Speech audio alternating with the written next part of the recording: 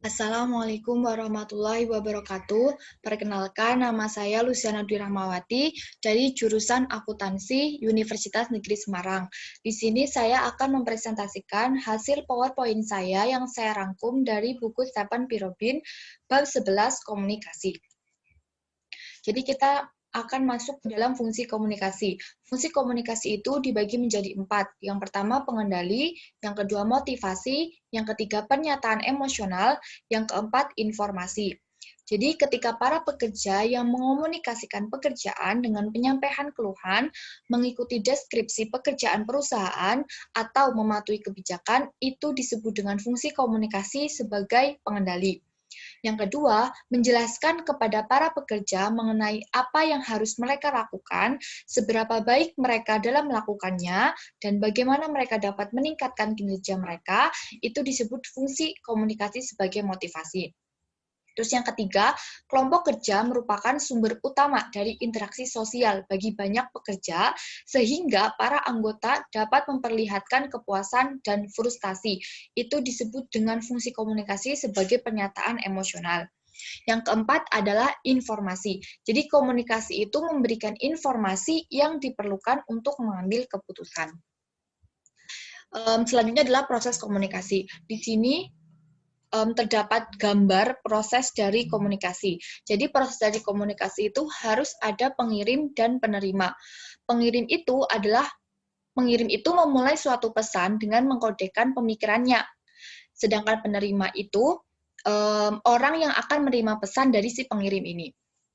Jadi di dalam proses komunikasi, pengirim ini itu akan mengirimkan pesan kepada penerima. Nah, pesan ini itu adalah sebuah tindakan aktual, produk fisik dari pengkodean pengiriman. Terus di dalam pengiriman pesan itu melalui saluran. Terus pengirim itu dapat memilih dua tipe saluran, yaitu saluran formal dan saluran informal. Saluran formal adalah saluran komunikasi yang ditetapkan oleh organisasi untuk mengirimkan pesan-pesan yang terkait dengan aktivitas profesional dari para anggota. Yang kedua adalah saluran informal, adalah saluran komunikasi yang diciptakan secara spontan dan berkembang sebagai tanggapan atas pilihan-pilihan individu. Selanjutnya pesan akan diterima oleh si penerima. Terus penerima ini juga akan memproses pesan yang diterima oleh pengirim yang nantinya itu akan dikembalikan oleh si pengirim. Ini disebut saja dengan umpan balik. Jadi umpan balik ini adalah pemeriksaan mengenai seberapa berhasilkah dalam memindahkan pesan yang dimaksudkan semula. Terus di dalam proses komunikasi itu terdapat juga gangguan. Gangguan itu adalah hambatan di dalam proses komunikasi. Selanjutnya adalah arah dalam komunikasi. Arah dalam komunikasi ini dibagi menjadi 3, ada komunikasi ke arah bawah, komunikasi ke arah atas, dan komunikasi lateral. Komunikasi ke arah bawah itu adalah komunikasi yang mengalir ke satu tingkat dari sebuah kelompok atau organisasi menuju ke level yang lebih rendah. Terus komunikasi ke arah atas adalah jadi komunikasi ini tuh digunakan untuk memberikan umpan balik kepada para petinggi, menginformasikan mereka mengenai perkembangan dari tujuan dan penyampaian permasalahan saat ini. Yang ketiga adalah komunikasi lateral. Komunikasi lateral itu terjadi ketika di antara para anggota itu dari kelompok kerja yang sama, terus para anggota dari kelompok kerja pada level yang sama, para manajer pada level yang sama, atau beberapa pekerja yang setara secara horizontal lainnya. Selanjutnya adalah komunikasi organisasi. Komunikasi organisasi ini dibagi menjadi 2, yaitu jaringan kelompok kecil yang formal dan kabar selenting atau yang disebut dengan gosip. Yang pertama adalah jaringan kelompok kecil yang formal. Jadi jaringan kelompok kecil yang formal ini dibagi menjadi 3. Yang pertama ada rantai yang gambarnya seperti ini, terus roda yang gambarnya seperti ini, dan seluruh saluran yang gambarnya itu seperti ini.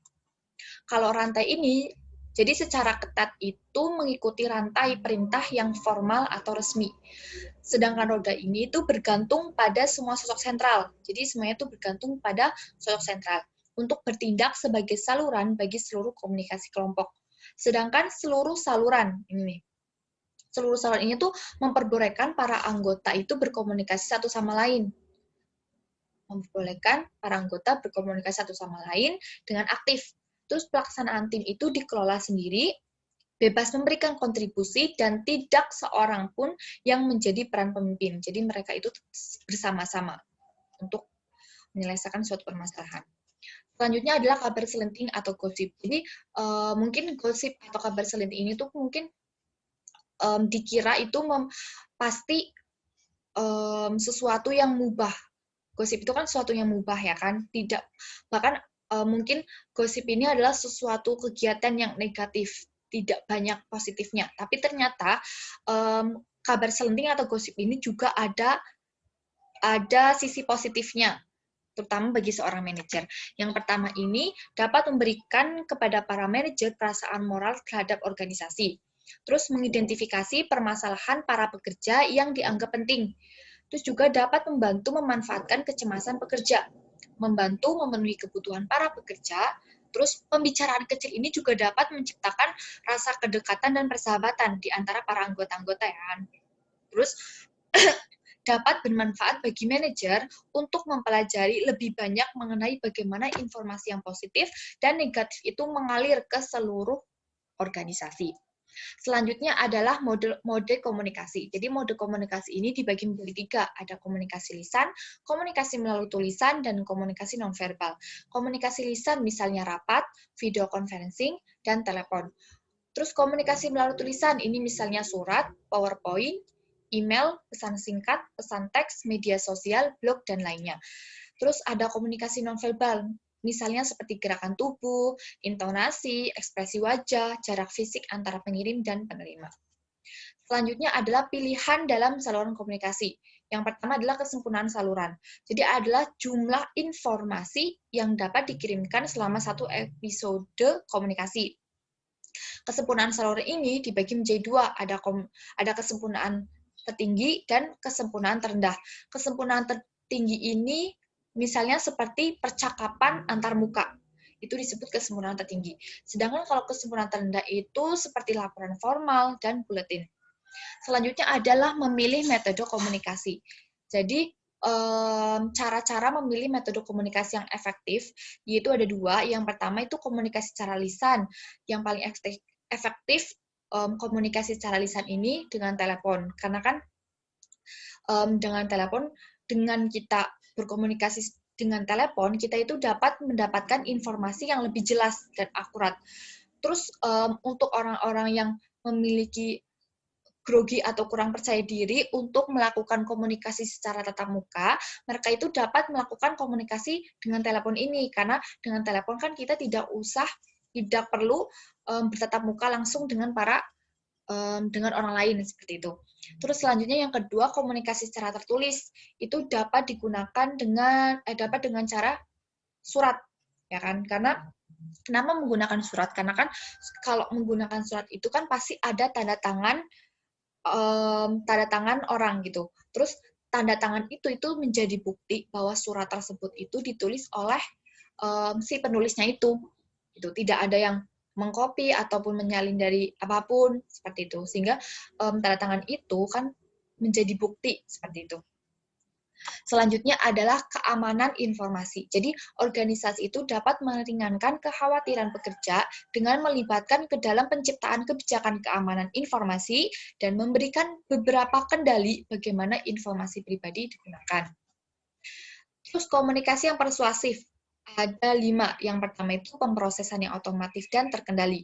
Pemrosesan otomatis itu adalah sebuah pertimbangan yang relatif dangkal atas bukti dan informasi yang membuat pengguna heuristik. Yang kedua, pemrosesan yang dikendalikan adalah suatu pertimbangan terperinci mengenai bukti dan informasi dengan bersandar pada kenyataan, gambar, dan logika. Yang kedua adalah tingkat ketertarikan. Yang ketiga, pengetahuan sebelumnya. Yang keempat, kepribadian. Dan yang kelima, karakteristik pesan. Terus hambatan-hambatan pada komunikasi yang efektif itu ada 8. Yang pertama itu penyaringan, adalah suatu manipulasi informasi dari pengirim sehingga akan terlihat lebih menyenangkan bagi penerima. Yang kedua ada pemilihan persepsi. Yang ketiga informasi yang berlebihan. Informasi yang berlebihan ini adalah suatu kondisi di mana informasi yang mengalir masuk melebihi kapasitas pemrosesan dari seorang individu. Yang keempat itu adalah emosi. Jadi ketika orang itu dalam suasana hati negatif, itu lebih cenderung untuk mengkritisi pesan dengan lebih terperinci. Sedangkan orang dalam suasana hati positif itu cenderung akan menerima komunikasi begitu saja. Yang kelima adalah bahasa, yang keenam keheningan, yang ketujuh kekhawatiran komunikasi, yaitu ketegangan dan kecemasan yang tidak semestinya dalam komunikasi secara lisan, tertulis, dan kedua-keduanya. Yang kedelapan, yang terakhir ini adalah berbohong. Selanjutnya adalah implikasi global. Jadi implikasi global ini dibagi menjadi tiga, ada hambatan-hambatan budaya, konteks budaya, dan pedoman budaya. Hambatan-hambatan budaya itu dibagi menjadi empat, yaitu hambatan yang disebabkan oleh sematik, hambatan yang disebabkan oleh konotasi, hambatan yang disebabkan oleh perbedaan nada, terus ada juga perbedaan dalam toleransi untuk konflik dan metode untuk menyelesaikan konflik. Yang kedua adalah konteks budaya. Konteks budaya ini dibagi menjadi dua, ada konteks budaya yang tinggi dan konteks budaya yang rendah. Konteks budaya yang tinggi ini adalah budaya-budaya yang sangat bergantung pada isyarat situasional yang nonverbal dan halus dalam komunikasi. Yang kedua adalah konteks budaya yang rendah, adalah budaya-budaya yang sangat bergantung pada kata-kata untuk menyampaikan maksud dalam komunikasi. Yang ketiga adalah pedoman komunikasi. Jadi setiap orang itu kan memiliki pandangan berbeda yang dibentuk secara kultural, secara budaya masing-masing, sehingga semua orang itu memiliki peluang untuk mencapai kemungkinan solusi yang sangat kreatif untuk mengkomunikasikannya secara lebih efektif. Terima kasih, demikian presentasi dari saya. Apabila banyak kesalahan, saya mohon maaf. Terima kasih. Wassalamualaikum warahmatullahi wabarakatuh.